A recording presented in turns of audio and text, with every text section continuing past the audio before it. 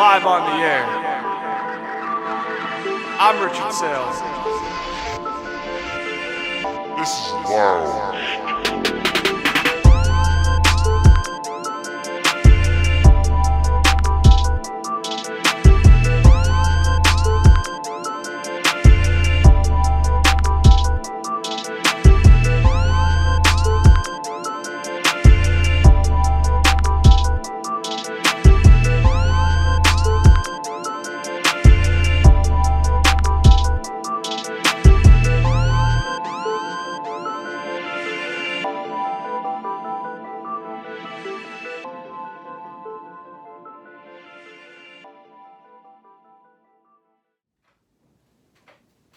Hello and welcome back to another episode of Loungetime. I'm your host, Rich Saile.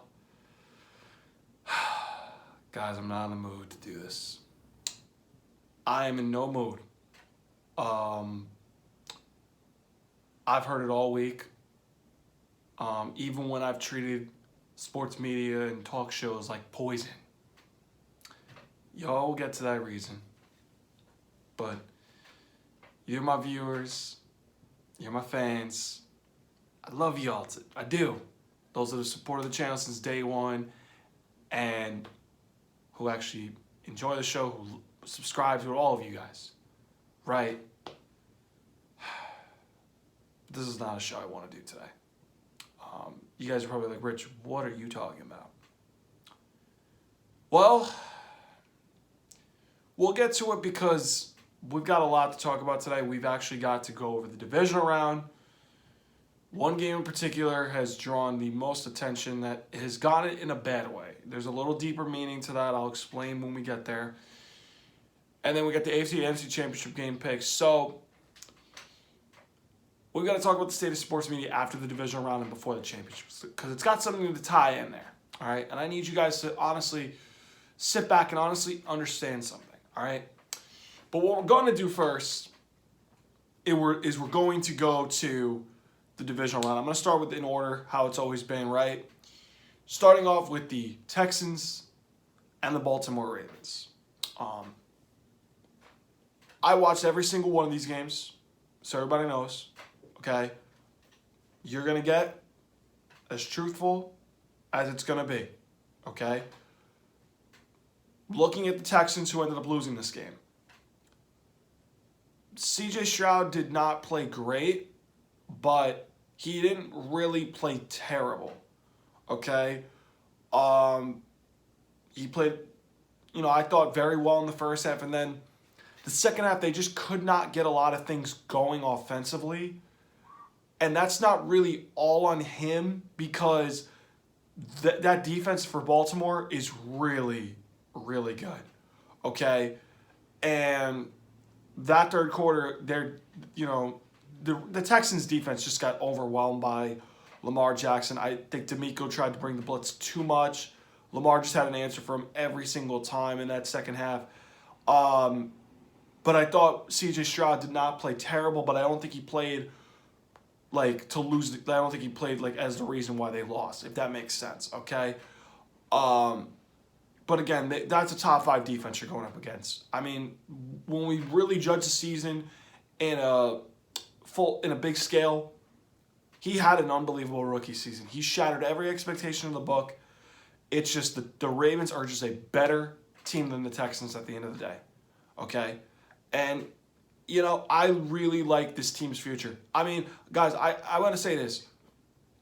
I don't say this about a lot of teams that have exciting futures, okay? Because A, I don't really watch a lot of them. B, I know I look for that one area where they got to, work for. Every team does that, though, right? This team, I think, is actually going to be in a really good spot in the future. I think that overall the pieces they have are really solid foundational pieces. They found their franchise quarterback. They have a really good running back by committee group they've got, right? You could always get those in the draft, a late round pick, or you can get a nice cheap free agent, right? Their receivers, okay, they're not the biggest number. They don't have a true number one, but they get the job done. Tank Dell, before he got hurt, was a stud for them, right? Noah Brown, Dalton Schultz, I almost said Brandon Cooks, but he's not, on the team anymore. Noah Brown, Tank Dell, Robert Woods. These guys are not ones. These guys are like 2s and 3s. And Stroud elevated their level of play in year one. In year one. I can only imagine if Stroud had a bona fide number 1 this season, how amazing he would have been. I mean, maybe in a weird way, I think they're kind of glad he didn't have a number 1 because that number 1 receiver kind of would want the ball a lot. Some of them would. But, C.J. Stroud really impressed me, guys. I mean, this team has a bright future. I love their defensive pieces they've got. Stingley's going to get better and better. Will Anderson's going to get better and better, right? This team is just so good. I think that they're just going to be such a fun team to watch going forward in the future.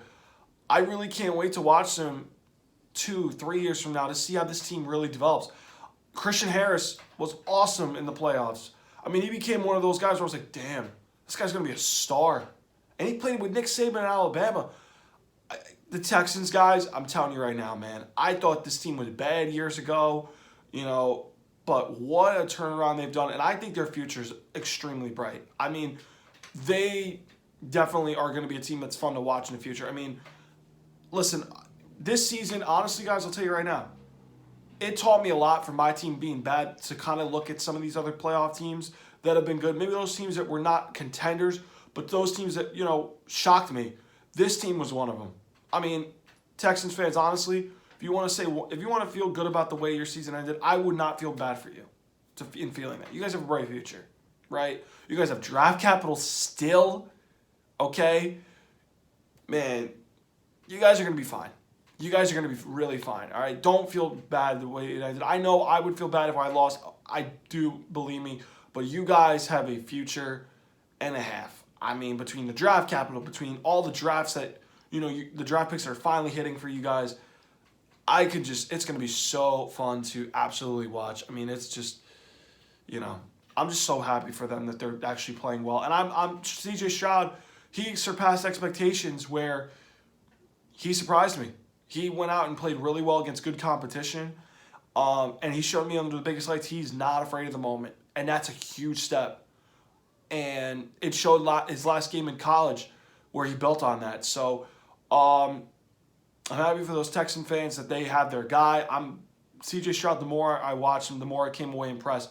This team is a future and a half. Speaking from a non-biased Patriot fan, they really have done a tremendous job this year. And Casario, who's used to be on my staff in New England, my team's organization, they've really done a great job, really. And they got a really good future and a half. So don't feel sad. I mean, I'm not going to beat them up. I like DeMeco Ryans as a coach. I'm glad he got this job. He relates to the Texans very well. Player, right?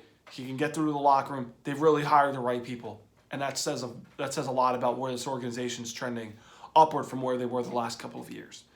Which brings me to the Baltimore Ravens.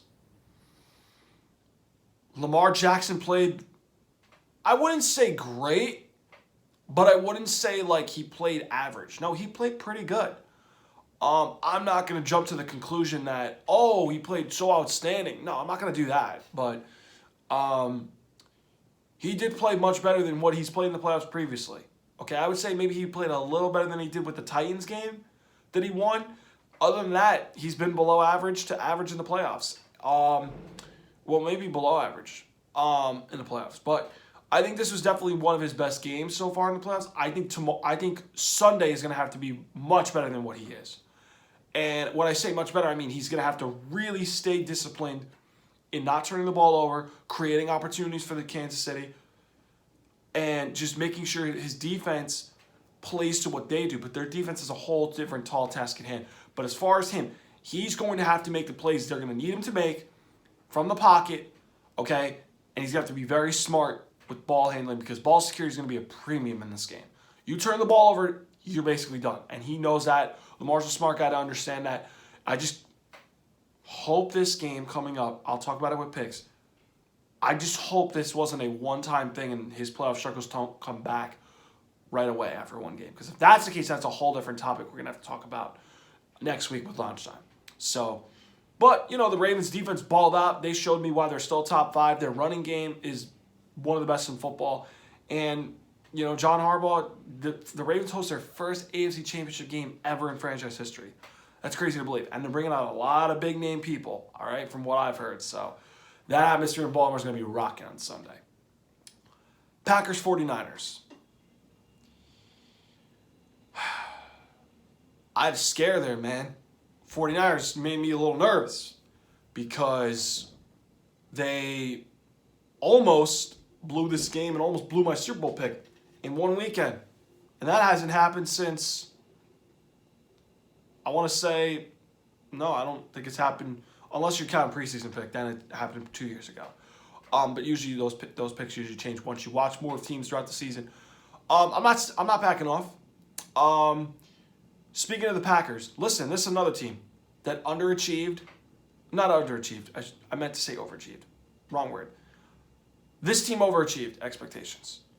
The fact that they beat a 2 seed, the Dallas Cowboys in Dallas, came so close to upsetting the 49ers is another thing. This team's got a nice future ahead. Okay? Jordan Love had some good, he had some bad this season. Okay? That's part of it for first-year quarterback. Actually starting in this league. I know he's in year 4, but I'm saying first year as a starter. There's going to be good moments and there's going to be bad moments. Okay? He's learned 3 years now in this league behind Aaron Rodgers, and he learned his first year. Try to ignore the background noise, guys. I'm obviously on travel, but we're going to ignore that. But they got young receivers that came and made some big plays for them. Jaden Reed I had in fantasy this year. Christian Watson made some plays, I think in 1 month. They had the one graphic where it was a different receiver every month. I think Dobbs did it 1 month, right? Dontavian Wicks, I think, was January, right? So they got deep, young receivers that are really, really good to build on. Their defense, I know people gave Joe Barry a lot of heat in Green Bay. I don't think he did bad considering shutting down Dallas, which was a good offense. And the 49ers, a tough offense to usually prepare for. And what, you fire him? I don't get it. I think he should have gotten maybe one more year before you pulled the plug. But I know there was one Packers fan that I know was begging for him to be gone. Well, guess what? You know who you are interviewing? Brandon Staley. You sure you want to fire Joe Barry for freaking Brandon Staley? Oh, I wouldn't want that, okay? So my thing is, good luck if you're going to get Brandon Staley to replace him. He's not that much better in my opinion. But like I said, man, I don't like that move. I know people wanted him gone, but I don't think he was that bad. But, again, going back to the game, Jordan Love, he did well to start the game, and then the Niners had him right where they wanted him, and he took the bait. And Jordan Love started to force a couple throws he shouldn't have done. One obviously batted off the hands of the receiver, but there was like 3 defenders near him. I didn't like that throw he made. That was like his first bad throw, and it kind of changed the game in a way because it gave San Francisco life. And the Niners ended up taking full advantage of that. And then the pick in the end, he'll learn in this league. That's a throw you don't really want to make. Another one in double coverage. But, again, he had good moments this season. He had bad moments. He's going to get better. They have a nice future also, right? I loved Aaron Jones the way he played in the playoffs, okay? He won me a fantasy championship a couple of years ago. Really like him, right? Young receivers, they're going to get better, right? So they're kind of going back to a similar formula they did with Aaron Rodgers, but now they got an offseason full of expectations. Jordan Love's not supposed to be the guy, and now he's going to have to rise above now. There's no more, sneaking up on anybody no more. No, your expectation now is to win that division and make a serious run in the playoffs because you've done it already this year. That same's going to be going forward because that's what Favre did. That's what Rodgers did in their careers. In Green Bay, they're going to now expect a Super Bowl. Although I would pump the brakes on that. Because I don't know if he's a Super Bowl caliber quarterback right now. But he can be for sure. But I don't see it right this second. The defense, considering everything that happened to them, I don't think they're a bad defense. I don't know why Joe Barry got fired. I don't agree with it. I know they struggled versus the run, but they got better as the season went on. And I think that, the Niners, again, Kyle Shanahan's scheme is so hard to prepare for and game plan and have a complete game plan to just shut them down. Very few teams in the league can come up with a game plan and shut them down. The Packers are just not that team yet. Can they be in a few years? Yeah. I just don't think it was Joe Barry's fault. I think they wanted to use him as a scapegoat for them not going far. But I think another team overachieved, built on a lot of things well, and like I said, I think they're going to be okay. Which brings me to the 49ers. You know, Brock Purdy's getting a lot of slander this week. He didn't play well, but at the end of the day, when we judge quarterbacks, right, did you make the throws that you needed to make to help your team win? Yes or no? The answer to that is yes. He went down the field in a game he was trailing by 4, made some key throws in that drive, and helped put his team in position to win. Did he make the throw to throw a touchdown to take the lead in the game? No. But his job isn't to do that. His job is to manage the game and make the throws you have to make in a game to win. This is why I don't like when people absolutely bash game managers. Oh, but Richie was top 5 in MVP voting. Okay, but let me just say this to you. Are they letting him do everything? No. He's in a different role. That's why I'm trying to explain to people. Temper your expectations. This kid's in his first full year starting. Okay? Really, year and a half starting, if you count the playoffs. Pump the brakes, okay, on him trying to be these crazy stat numbers and stuff. That's not who this kid is. I said in the beginning of the year, he just has to manage the game and make the throws when he has to make them. That's it. Don't turn the ball over, okay? He's just got to do that. Did he play well from the eye test standpoint? No. But when he had to make throws to help his team win, he did that. And people got to stop that, bro. We're too obsessed with star power in this league. And I understand it's fun. It's eye candy. Oh, it's great. It glues us to the TV. But this is different, guys. This is different. Not everybody's got to be Mahomes. Not everybody's got to be Burrow. Not everybody's got to be Josh Allen. Not everybody's got to be Lamar Jackson. Stop. There's different ways to play quarterback in this league, and we're so sucked up on superstar. You got to wow us every time with a throw. You got to wow us with athleticism. No. If you get the job done and help your team win, you are a starting caliber quarterback in this league. And he is. So stop this bullshit, bro. And this, I'm going to get to this in a bit because I got a boatload on the media for this. Partially the media's fault too for why we're in this situation, especially the new media. That's the problem we've got going on now. It's their fault too in a way. I'll explain when we get to the Chiefs-Bills game because this is where I've got a bone to pick with them because there's deeper issues than that outcome of the game. But I thought, Deebo Samuel's absence, it's noted. Now he's back in practice from what I've heard. Looks like he should be good to go Sunday. But again, this team, McCaffrey, he showed why he was an MVP candidate because that offense goes through Christian McCaffrey, and he played, pretty well too.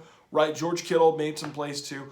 That defense, I haven't seen them quite have the game in a long time where they rise above and they play what we're capable of seeing. I think you're going to see that soon.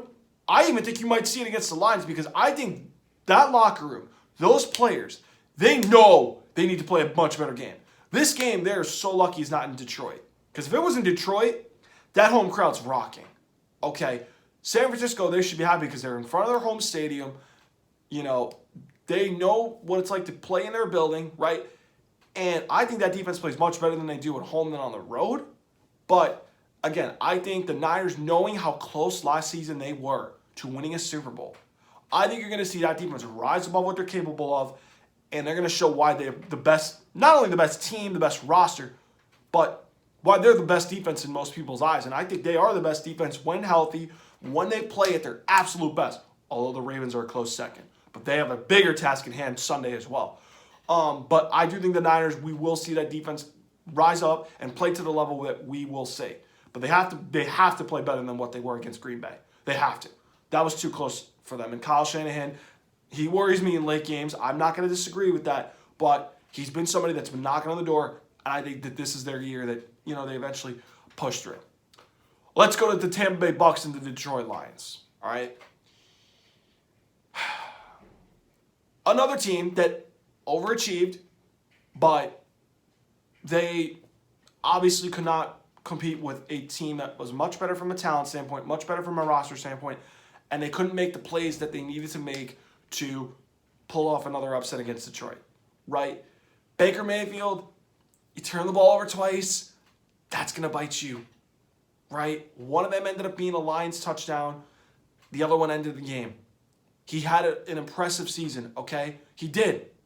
Better than what he's used to being, okay? Filling in for Tom Brady in Tampa, he had an amazing season, okay? On a proven year. He bet on himself and he did good. He overachieved. But he could not make the throws and the plays when they needed him to. He did good in some moments, but there were some moments where you go, yep, that's Baker. Gunslinging it, forcing one, and you go, we got him. And the Lions knew that. And Tampa, despite them being in salary cap hell this offseason, they're going to have to make some decisions. Godwin's getting older. Evans is getting older. They just lost Dave Canales, their offensive coordinator, to the Panthers. Congratulations to him getting the head coaching job there. This team, they overachieved. Okay? And they won a playoff game, beat the Eagles, who were supposed to be a Super Bowl contending team.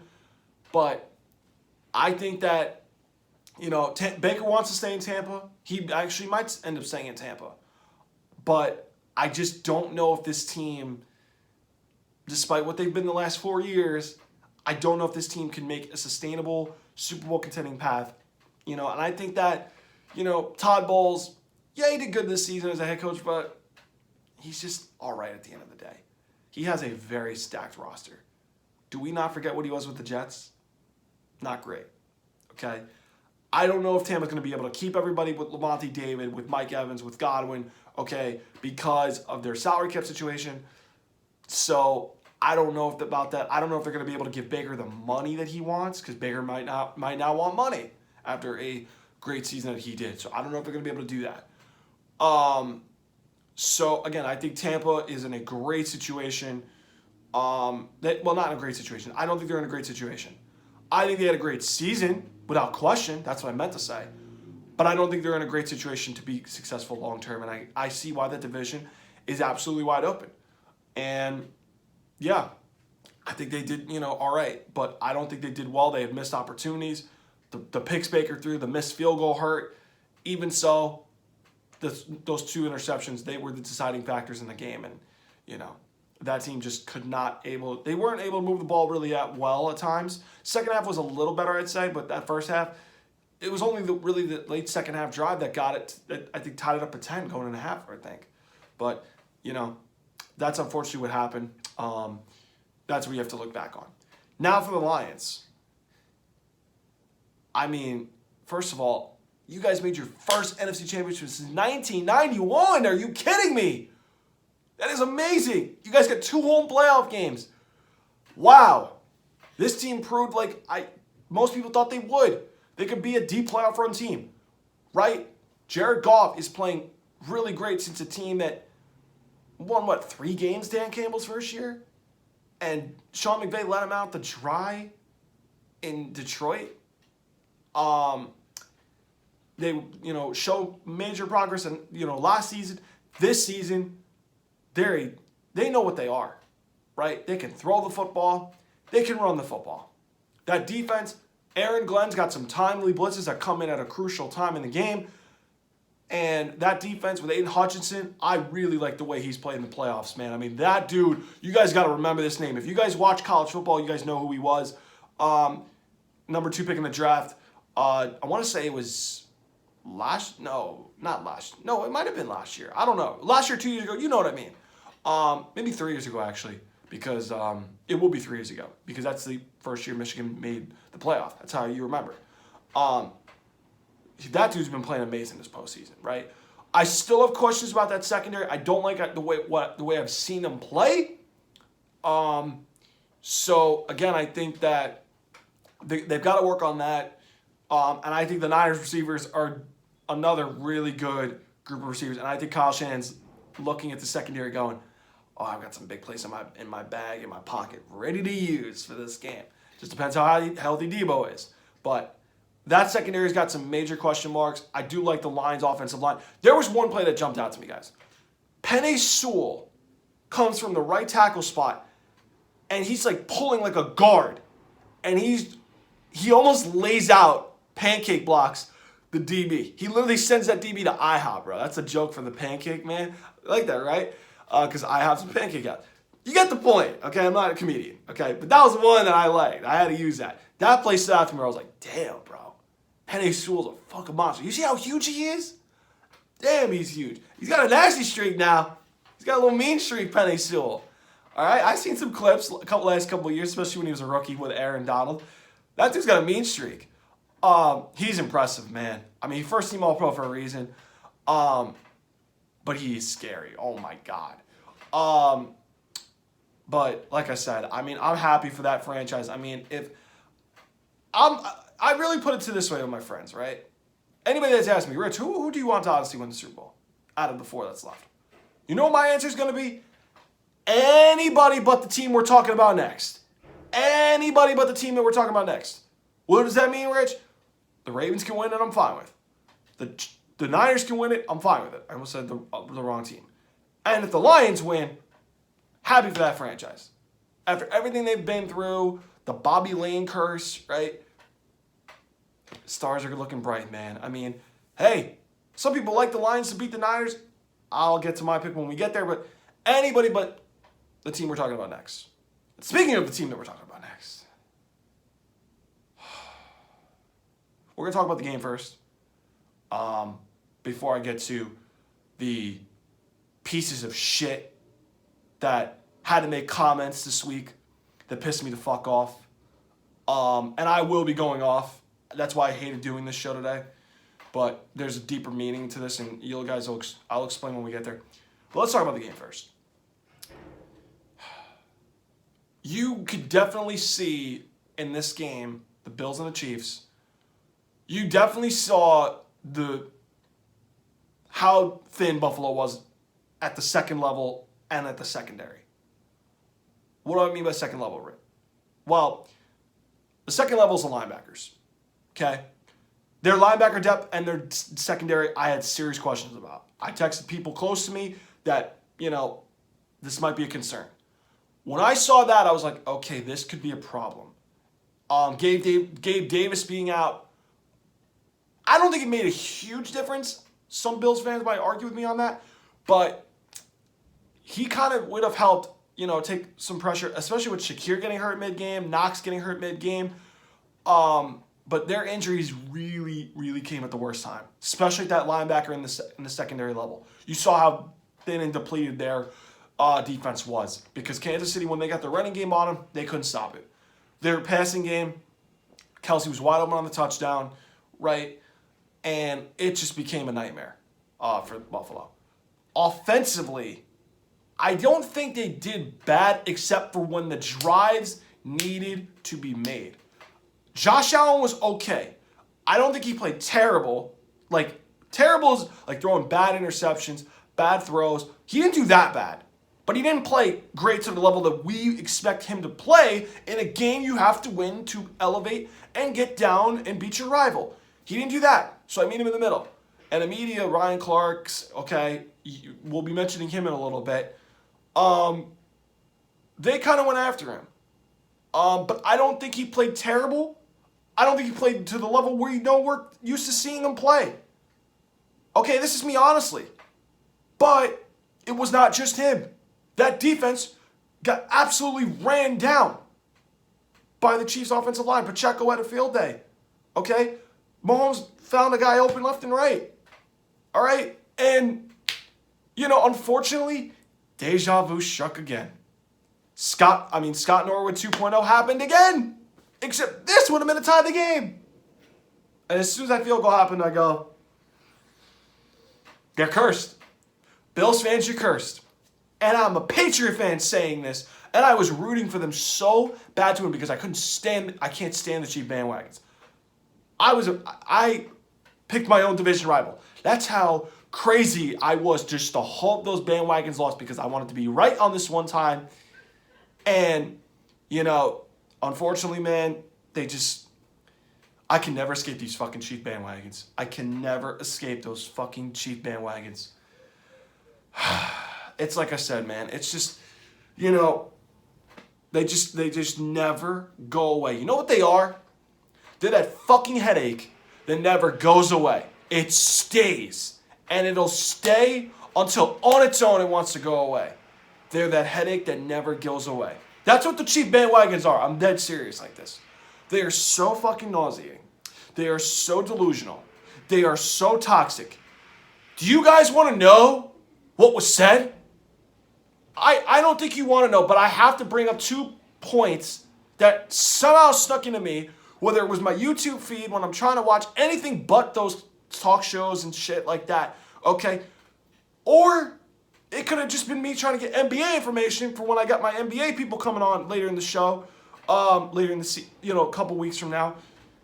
They still have to send me this shit, bro.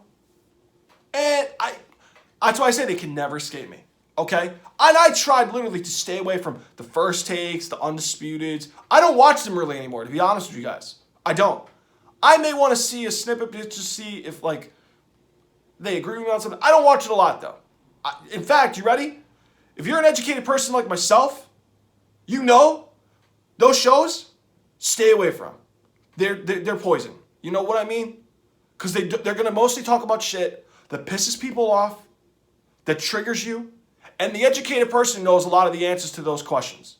Unless you didn't watch the game. Then I understand why you watch it. But their goal is to suck in those delusional minds and go, oh, you know how we can get some people to watch this? Yo, watch this, because we know Chiefs fans are going to like this topic. Okay? Because we know Mahomes fans are going to love this topic. The educated person knows we know the answer to those stupid debate questions. Now, those people, whether it's, I don't know if it's senior writers, I don't know if it's producers, those people are idiots. Whoever decides the topics for Get Up and shit. Their people are idiots. I'm telling you this. They're idiots. Because they're trying to get the public to watch and go, oh, you know what? This will make great TV. This is how we bring our viewership in. The educated people like myself, nah. We're done watching that. Because they want our attention for a stupid topic that is not true. Just to piss us off and rile us up. No, it's not. What do I mean by this? I knew the second the Bills lost, they were going to treat him and that team above God. That's what I mean, okay? I got a text message from my pops. Obviously, I'm on the road this week. He says to me, they're treating Mahomes like he's above God. And as soon as I heard that, I go, yep, my worst nightmare is happening. I have people that I'm talking with here that are saying to me, just when we thought we escaped the Patriots, Chiefs are that. If the Chiefs lose, it's great. Okay? For the first time in my life, and I never thought I would feel this way. I know how you people felt about my team going to 8 straight AFC Championship games and 10 Super Bowls, whatever it was. Finally know how you all felt. I know it now. I never thought in my life I'd ever say this ever on TV or whatever, man. Never thought I'd say this. But it didn't end there. Oh, no. No, it did not. Let me get to the piece of shit first. The one that I hate the most. The leader of the snakes. That piece of shit, big bird nose, fucking Sesame Street looking ass Nick Wright. Yeah, him. The fucking worst of them all. You know what he said on Colin Cowherd's Volume podcast or whatever the fuck it's called? I don't watch him. You know what he said? In the next 30 years, I wouldn't be shocked if we view Tom Brady as the Bill Russell in 30 years.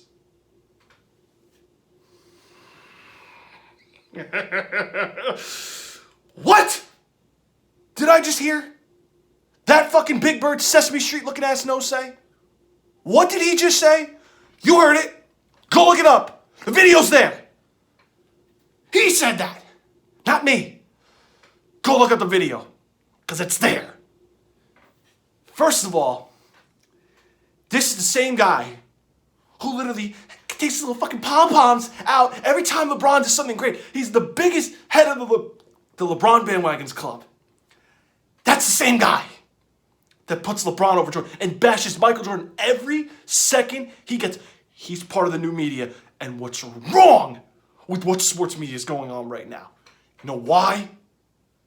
Because he's part of that fucking club that's lowered the standards that were already set so high for the future all-time greats. We've decided, you know what? It's going to be tough for somebody to do. Why don't we lower the goalposts? Why don't we lower the standards?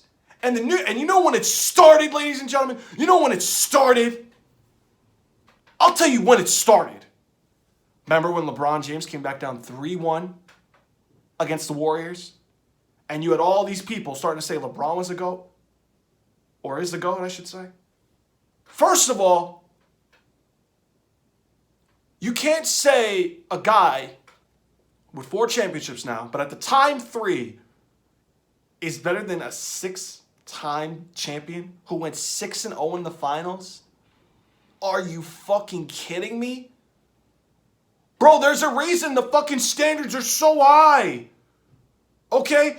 In my day, Tom Brady wasn't the greatest quarterback until he won 4. He wasn't allowed to be in that conversation. That's what the media I grew up with.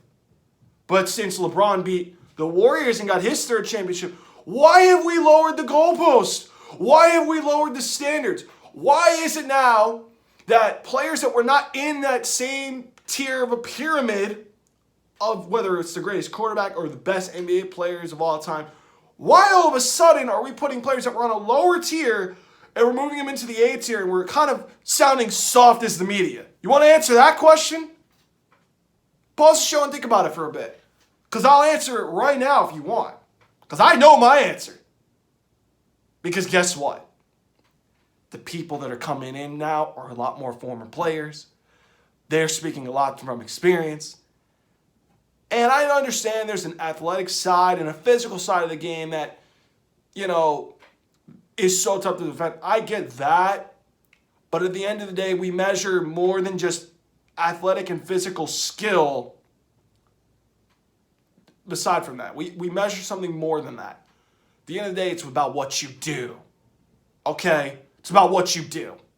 You win championships. That's the standard we've always had, whether it was back with Bill Russell in the 60s, okay? Whether it was Kareem with the MVPs and the titles, whether then it was Michael Jordan, Joe Montana back then in football, Bradshaw before him, okay?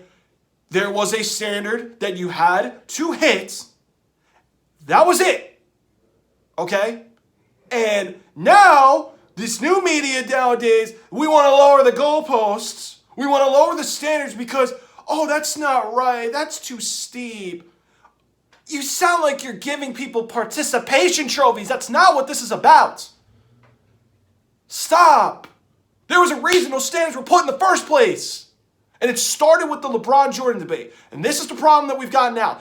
Everybody now that comes down the line, we say immediately, this guy should be in the GOAT conversation. Kevin Durant's name was recently thrown out there. First of all, the real educated people like myself, this isn't even a debate answer. We know the answer. But these analysts that played the game and these writers trying to find a way to make headlines for themselves, no, we need to say this opinion because we need to stay relevant to keep up. No, you don't. No, you don't. There's a reason the educated people like myself know these answers. We know the answers to these questions. These are stupid topics by these producers trying to get people to go, let's get people in. This will be one way to watch them. You are a bunch of idiots at the end of the day. That's what you are. You're a bunch of uneducated idiots. You know why? Because it sounds like you don't watch sports. You know what it sounds like too? You want people to get upset and you want to bring these delusional fan bases and these stupid people together to be like, this is how we get people to believe this.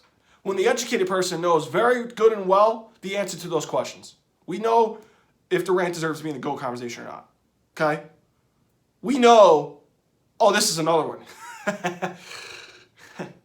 This guy is funny too.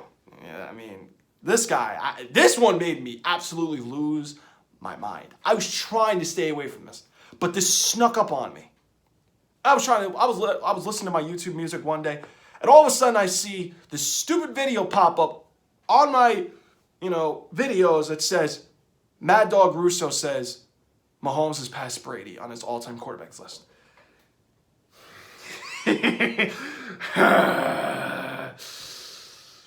Bro, after 6 years, we're going to start doing this. Really? Really? You guys know my side of it. But let me give you some context first. Okay? Mad Dog Russo hosts High Heat on Major League Baseball Network. Okay? He's the guy on First Take that he references people from the fucking 1930s, 1950s. Okay? He's an old head, basically. That's what we call him. He's an old head. He's the guy that's like the get off my lawn type of guy on ESPN, okay? So we know what he is, right? This guy, he's a historian of the game, he calls himself, right? So, you're the same guy who's a baseball historian, probably has Babe Ruth better than Ohtani. That's fine. Okay, most people have Babe Ruth as the greatest baseball player of all time. He's the same guy that has Babe Ruth, the greatest baseball player of all time. He's the same guy that has Larry Bird over LeBron James, and he's the same guy that has Michael Jordan number one all time, okay? He goes back to people in tennis that I've never heard about much, and he's got them over, I don't know if it was over Nadal and Djokovic or Serena in women's tennis. He's got people that I've never even heard of over those people who I think are up in their greatest of those respective sports. But when it comes to football, he doesn't want to be an old head. He's sucked up to right where the new media wanted him to be. And he puts Mahomes number one over Brady. After 6 years. Are you fucking kidding me? For what? He hasn't put a fucking 10-year resume together. That should be disqualified already. What? After one road playoff game. Mad Dog. You're a fucking old head. Your reputation precedes itself. You put a fucking player in modern era over an all-time great. In your day, you had to go do it. He's got 2. My guy's got 7. How in the world does somebody pass a guy with 7 championships? He's got 2. Huh? After 6 fucking... You see what I mean, guys? This is how bad the new media's turned. See, this is why you should be listening to myself, because I'm smart enough to know the answer to that question. He's not even close. But you know what the most disrespectful part in all this is? People like Breeze, Marino, Elway, Rodgers, Favre, Johnny Unitas even gets snubbed. And he's way before my time. Bradshaw I put in there too. Guys like that, brush them off to the side. They don't matter. Okay? Are you fucking kidding me? He's not even better than Joe Montana was. And Joe Montana was the standard before Tom Brady is. He's not better than Payne in my book. You see what these pieces of shit have done? You people need to fucking open up and realize what's happening in front of you. Okay? The media's not telling you what you need to hear. They're not. They're telling you stupid information to get you pissed off, to get you to watch their damn show and to be attentive. Stop falling for their game. Stop. Instead, you should be listening to people like myself who's educated enough to tell you that's not even a question. We all know the answer to that. It's rhetorical. Okay? Pieces of shit like Nick Wright, to me, they're irrelevant. To me, he's a piece of shit. He just wants all his guys to be number one. That way, he's good. He feels like the smartest guy. You know what he is? He's a fucking hot air balloon just, with too much helium in it. He thinks his shit don't stink. He's got too much air in that balloon. He's annoying. Okay? He makes me lose brain cells. Okay? I tweet at him literally every time he posts a stupid reply just to see how stupid he looks. And I might have to stop doing that. Okay? But what I'm trying to say is, guys, some of these discussions, fucking, has Mahomes vaulted Brady? No. It's not a debate. See, if you're educated, you know the answer. Okay? But this new media, since the LeBron Jordan debate, when LeBron came back down 3-1, it's your motherfucking fault. Because you allowed to fucking lower the standards. You allow people to make it feel like it's a participation trophy. Oh yeah, you did great. Do you ever hear people criticize great quarterbacks for bad games anymore? Do we? Maybe one time in the last 5 years I can recall. Right? Do you ever hear it anymore? I don't. Okay? This is the problem that we have. They will be nice and coddle those that want to coddle, and those that they feel like, you know what, they're unlikable personalities and stuff like that, they're gonna go off on them every time they have a bad game. That's the narrative the media's created, and it's not good. It's absolutely terrible. Okay? I'm telling you how it is. Okay? The networks have literally ganged up to root for the Chiefs. Whether it's ESPN, whether it's NBC with fucking Mike Tirico and Chris Collinsworth, those fucking cheerleaders, okay? Whether it's fucking Nick Wright at Fox Sports, they've all literally banded together because they're rooting for the Chiefs. If you don't see it by now, I don't know what to tell you, okay? This is why, at this point in sports, the old saying goes, you saw what you saw, and that's it. If you have your opinion based on that, you know, all right. But those that know this game, those that know their shit, okay, these debate show questions, they're done. That's the only thing they're trying to stay relevant about. That's why ESPN's done. They're hanging on to this to still get people to watch. No, it's done, bro. Okay? At the end of the day, guys, my point is this to you. Stop watching this shit. Because at the end of the day, it's poison. And if you go near poison, you know what happens. Okay? It's poisoning your minds. Stop. Instead, two options.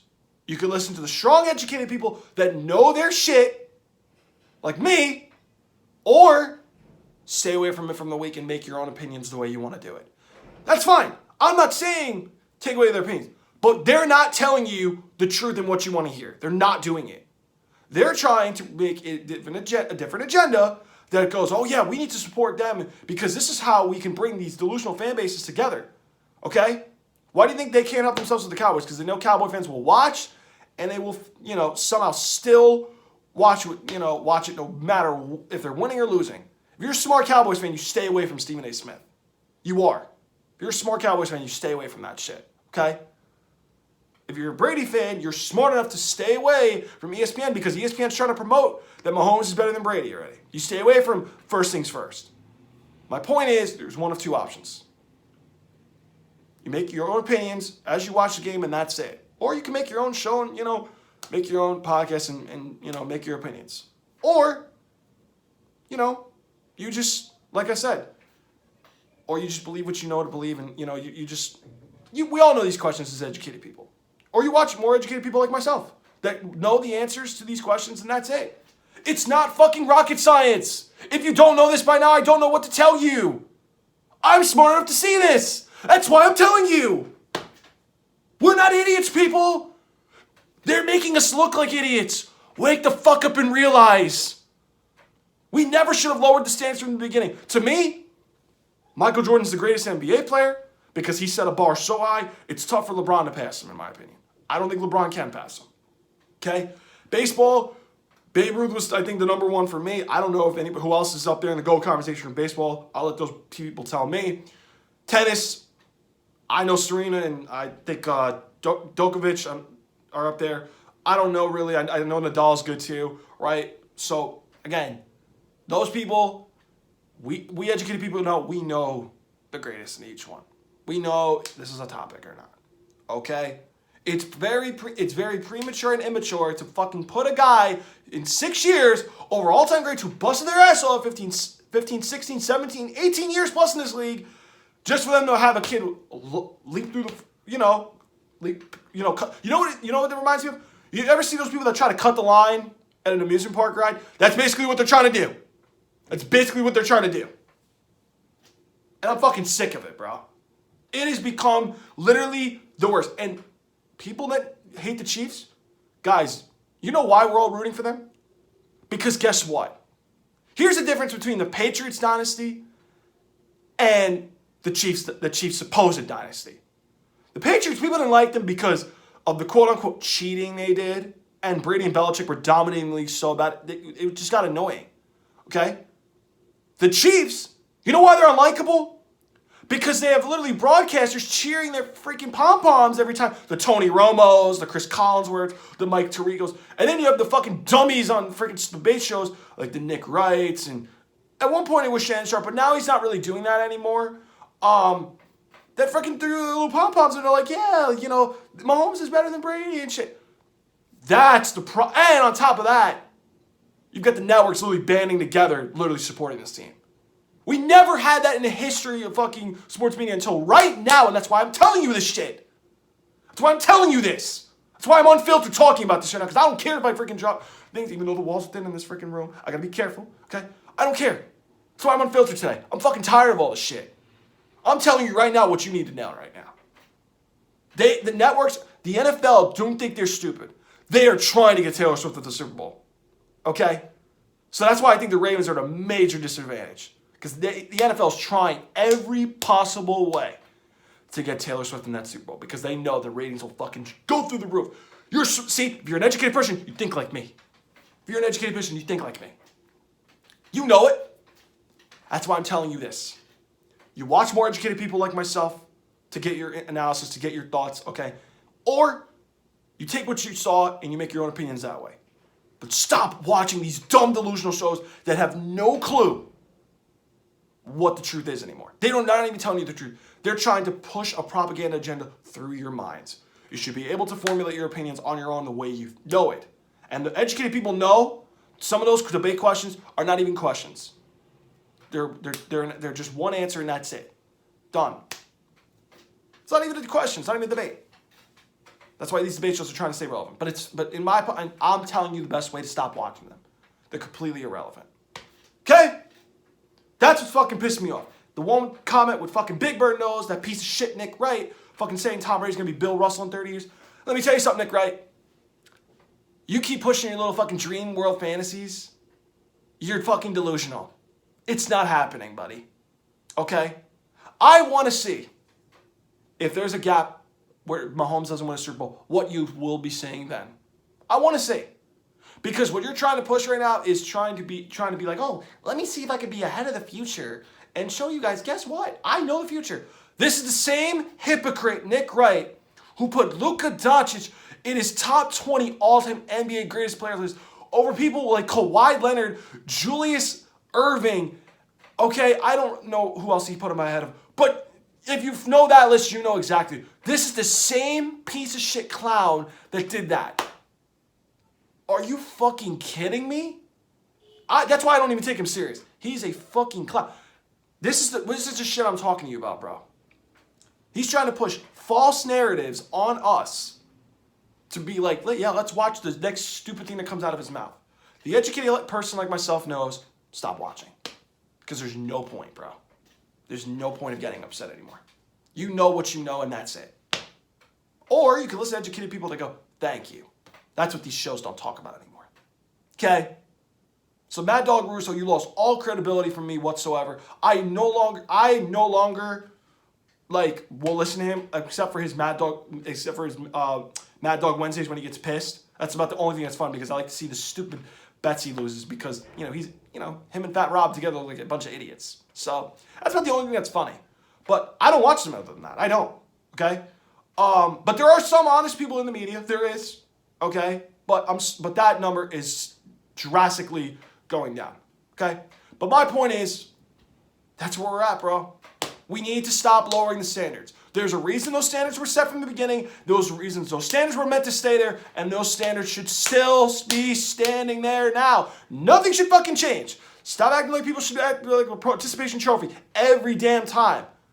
Not that these players are not great nowadays. No, they are. But can we let them polish your resume? Can we let them build something for 10 years before we start having conversations like this? Can we stop? Can we stop being so quick to just prematurely make a stupid argument that would just get laughed out the window right away? Can we stop that, please? Can we have honest people that know what the fuck they're talking about, the educated people that know what the fuck they're talking about, bro? But it doesn't look like it's going away anytime soon. But again, let me know if you guys agree, bro, because this is unfortunately where the media is at, and this is why we have just a bunch of pieces of shit who are just worried about getting clicks instead of just telling the honest truth, bro. That's what's happened. That's what's happened, bro. And I'm fucking tired of it. I'm fucking tired of it, bro. All right? I would go off a little bit more. I would curse a little bit more if I was in my home studio, but it's not the case right now. That's because I'm on the road. But yeah, dude, like I said, man, it's unfortunately that this is the way it is, bro. Let's get to the picks, shall we? Ravens, Chiefs.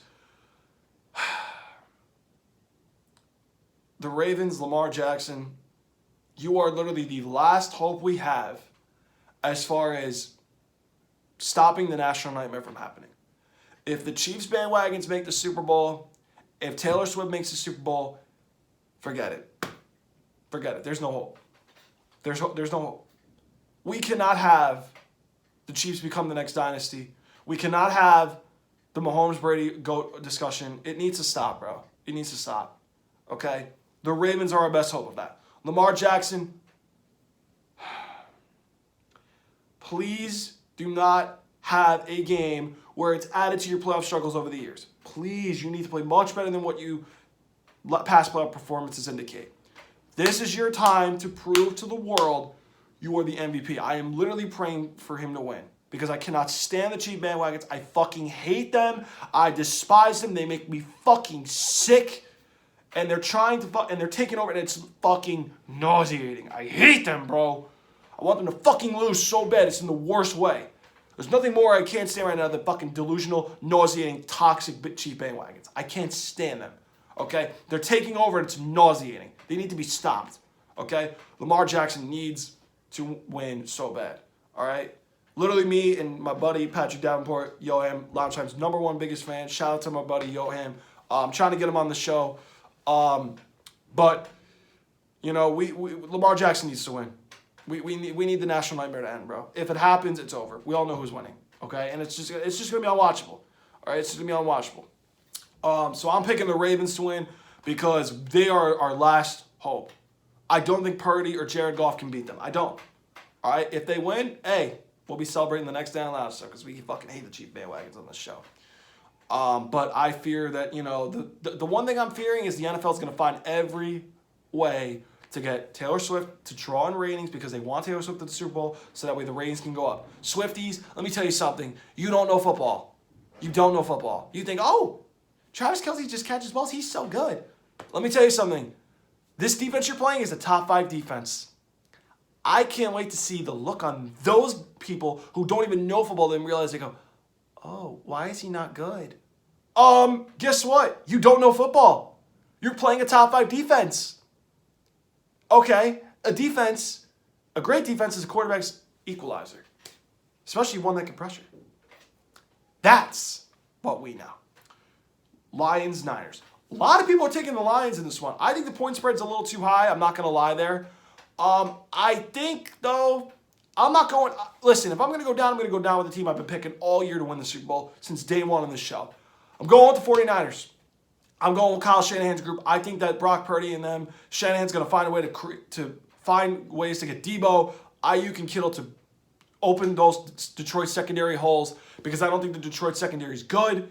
I think that McCaffrey's going to have a good day running the football. If he doesn't have a great day running the ball in the backfield, I think Shanahan's going to get him on screen action, get him involved in the passing game. I think Brock Purdy will play much better than what he did on Saturday. So I'm going to go with the 49ers to win. I have the utmost confidence in that team. I've been picking them since day one to win the Super Bowl. I'm going to go with them. So I'm going with the Ravens and the 49ers to win, hopefully play the Super Bowl because I just don't want the cheap bandwagons to be in there. They're so toxic. They're so unbearable. Fuck you. Fuck you. I'll put the middle finger up. Fuck you, cheap bandwagons. Okay? Pieces of shit. Delusional bandwagons. Fucking hate them. They're controlling the fucking media, bro. That's the problem. They're controlling the media, and it's nauseating. It's nauseating. All right, guys. Thank you so much for tuning in to Lounge. I hope you guys enjoyed the video. Make sure you guys hit that like button. Make sure you guys hit that subscribe button. Make sure you guys hit that notification bell so that way you guys can follow all the latest updates. We got a couple more episodes coming up. I'm trying to get some guests on, right? I got to pick the Hall of Fame class for 2024 coming up. That'll be in one of our future episodes. The award finalists are out for MVP and all that stuff. They just came out a couple days ago. I might give my final picks on that, maybe for a pre-Super Bowl show. And then, yeah, we have an X account. Make sure you guys follow at Loungetime Pod. We've recently just gained 2 new followers. I'm so happy that, we're trying to grow, expand. We couldn't have done it without you guys. We want the community, to be built here. All right?